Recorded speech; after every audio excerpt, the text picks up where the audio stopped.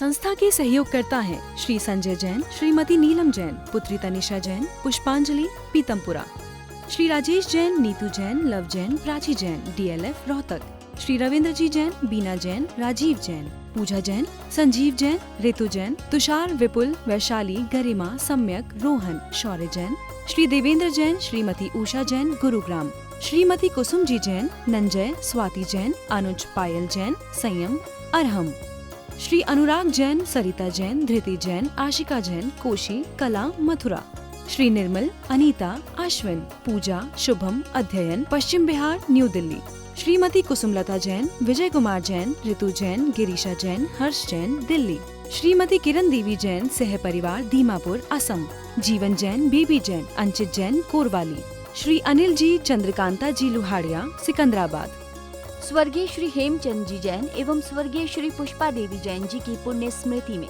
पुत्र एवं पुत्रवधू श्री आनंद जैन, श्रीमती सुधा जैन, पौत्र एवं पौत्रवधू विवेक जैन, पालजी जैन, गौरव जैन, श्रुति जैन, पड़पौत्र एवं पड़पौत्री आर्जव जैन, प्रयाण, सुभाष चंद्र जैन, पत्नी उमा रानी जैन, सहारनपुर, दिनेश चंद जैन, मीनाक्षी जैन, भावनगर, भरतेश जैन, मालिनी जैन, कोलकाता, पराग जैन, प्रीति जैन, मुंबई, पंकज जैन, निधि जैन, सहारनपुर, पौत्र पुण्य जैन, सम्यक जैन, पूज्य जैन, संभव जैन, देवांश जैन, पवित्र जैन, पौत्री संस्कृति जैन, बोधि जैन, सुदीप कुमार जैन, श्रीमती रेणु जैन, सुप्रभ जैन, मुस्कान जैन। तुम भावों से जो अच्छा काम करोगे वही तुम्हारे साथ जाएगा। यदि आपके घर में आए कोई और आप 100 व्यंजन बना के रख दो और उससे ढंग से नहीं बोलो तो खाएगा क्या? अरे खाना तो खाना, बदनामी और करेगा, खाएगा तो है ही नहीं।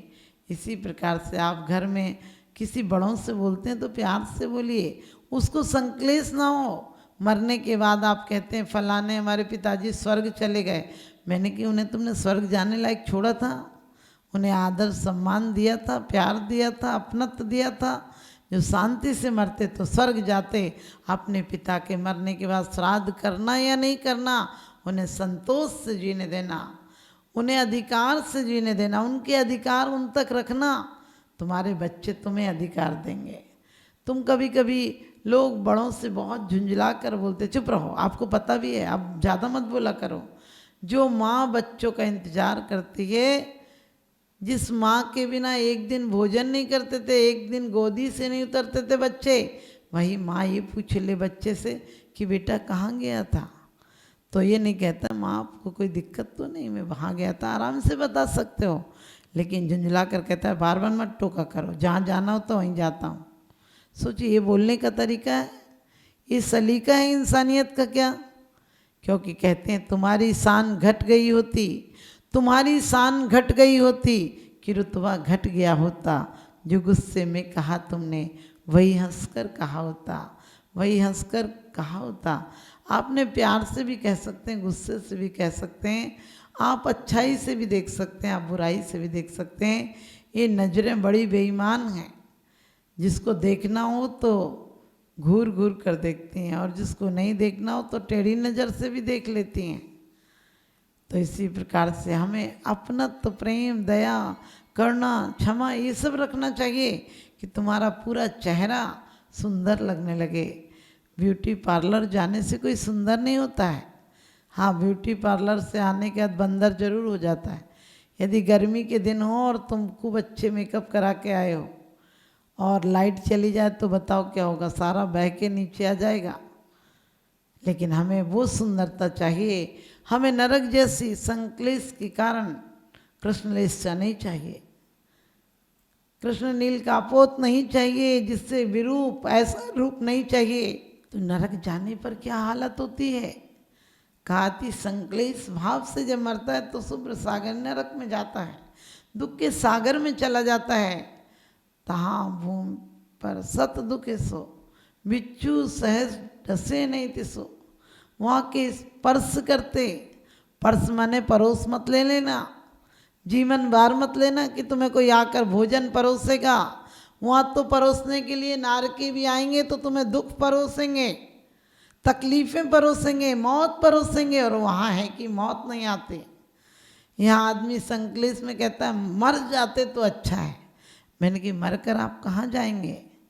लोग कहते हैं मर के हम चले जाएंगे, हमने कि मर के कहाँ जाएंगे, मर के और दुख सागर में चले जाएंगे। इसलिए कभी भी मरने की वांछा मत करो। क्या करना, स्वर्ग की इच्छा भी मत करो। स्वर्ग और नरक हमारे अंदर है। जब हम प्रेम भाव सबके साथ अच्छा व्यवहार रखते हैं तो वही स्वर्ग हो जाता है, और जब व्यवहार खराब होता है तो घर नरक हो जाता है।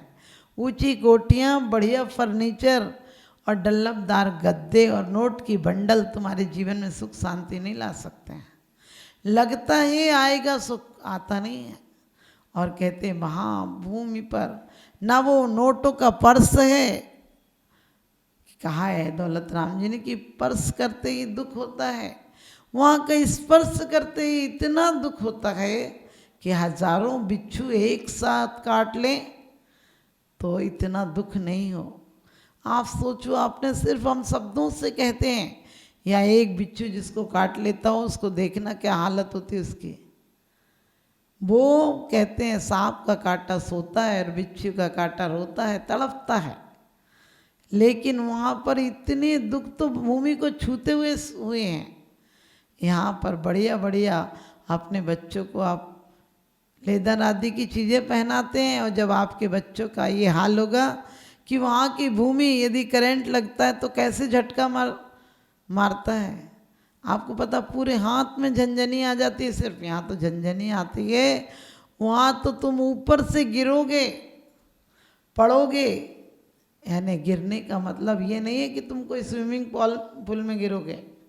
गिरने का मतलब ये नहीं कि तुम किसी खेल में गिरोगे। वहाँ तो भूमि से ऐसे पटके जाओगे, और पटकते ही वहाँ की भूमि से इतनी तकलीफदायक है। यहाँ तो एसी चला लोगे, कूलर चला लोगे, ज़्यादा होगा ठंडा पी लोगे, वहाँ 5 इंद्री में से 1 इंद्री का भी सुख नहीं है। 1 इंद्री का भी ये नहीं है कि तुम जाके स्विमिंग पूल में नहा लोगे, बड़ी झील में डुबकी लगा लोगे। अरे इतनी गर्मी और सर्दी है कि मेरू पर्वत जैसा लोहे का गोला भी पानी जैसा पिघल जाए। सोचना यहाँ कितनी सी डिग्री पानी, कितनी सी डिग्री पर लोहा पानी हो जाता है, 1500 डिग्री पर। और वहाँ तो इतना ताप है जिसका कोई अनुमान नहीं लगाया जा सकता है। इतनी सर्दी है कि अनुमान नहीं लगाया जा सकता है। सर्दी के कारण भी गल जाएगा लोहा, और गर्मी के कारण भी गल जाएगा लोहा। ऐसी जगह जाते ही आदमी तड़प जाता है, कई बार ऊपर उछल उछल कर आता है। जैसे आपको पता, तवे पर हाथ चला जाए तो भूल के तुरंत पीछे आता है। वो क्या है, तकलीफ से आता है। और वहाँ इतनी तकलीफ होती है, किसी और की कहानी नहीं, हमारी है। यदि आपको प्रैक्टिकल करना हो तो एक आध दिन करके देखना। अच्छी गरम तेल की कढ़ाई में भट्टी तेज कर देना और हाथ डाल लेना, बस पता चल जाएगा कि वहाँ पर दुख होगा कि नहीं होगा। अपने आँखों में मिर्ची डाल लेना, पता चल जाएगा।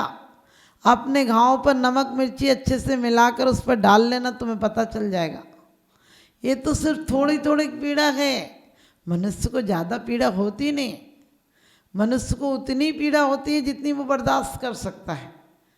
ज़्यादा पीड़ा में तो वो कोमा में चला जाएगा, वो सुन्न हो जाएगा, मस्तिष्क का काम नहीं करेगा, बर्दाश्त नहीं कर पाएगा उतनी पीड़ा, बेहोश हो जाता है।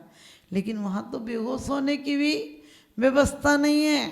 वहाँ तो मर भी नहीं सकते, जहर भी नहीं खा सकते, आत्महत्या भी नहीं कर सकते, और कोई मंजिलों से कूद भी नहीं सकते हो। किसी मंजिल से कूद कर आत्महत्या भी नहीं कर सकते। वहाँ तो सागरों पर्यंत 1000, 2000, लाख, करोड़ नहीं, बस समझो असंख्या जितनी सागरों की आयु है, इतने समय तक तुमने कितनी यातनाएं, कितनी वेदनाएं भोगी वहाँ, और अभी भी उसी की तैयारी है। निरंतर कृष्ण नील कापोत लेस्याएं आर्तरोध ध्यान कर रहे हो, कहाँ जाओगे? इसका वियोग। यदि बच्चे चले गए तो उनके लिए आंसू बहा रहे हो, यदि दुश्मन सामने है तो उसके लिए आंसू बहा रहे, तुम्हारा रोना ही रोना है। फ़कत इस जिंदगी में सिर्फ रोना ही तो रोना है, यहाँ खोना ही खोना है, वहाँ पाना ही पाना है, या मिट्टी ही मिट्टी है, वहाँ सोना ही सोना है। राग देश मिट्टी ही मिट्टी है और वीतरागता में सोना ही सोना है। गुरुओं के पास चले जाओ, तुम्हारी लेस्याएँ बदल जाएंगी। उनको देखकर, उनके दर्शन करके तुम्हारे परिणामों में परिवर्तन आ जाएगा। सोचना कि तुम वहाँ कितने कष्ट सह कर आए हो। जब गर्मी होती थी तो तुम नदी में, कहाँ, यहाँ तो जरा सी गंदगी होती तो तुम घर में ही स्विमिंग पूल बना लेते हो। कहीं बड़ी बड़ी झीलों पर शिमला मंसूरी चले जाते हो और कहीं कहीं दूर दूर चले जाते हो। वहाँ तो जाओगे, वहाँ भी नदी है, लेकिन किस चीज़ की नदी है? खून और पीप से भरी हुई बदबूदार नदी है। कीड़े वहाँ पर ऐसे, कौन कीड़े हैं? दो इंद्रिय है क्या? नहीं, अरे वो ही अपनी विक्रिया से तुम्हें मारने के लिए फरसा बन जाएंगे, तलवार बन जाएंगे, गरम कढ़ाई बन जाएंगे, भट्टी बन जाएंगे। और उनके इष्ट जन आकर लाइए, क्षोभ क्रोध को नष्ट करके प्रेम वात्सल्य की करना भाइये। आपका जीवन एक प्रेम का गुलदस्ता हो जाए, आपका जीवन एक प्रेम का वृक्ष हो जाए, जिसमें सिर्फ अपनत्व के और फूल लगते हों, सबको सुगंध देते हों, सब आपके पास आना चाहते हो।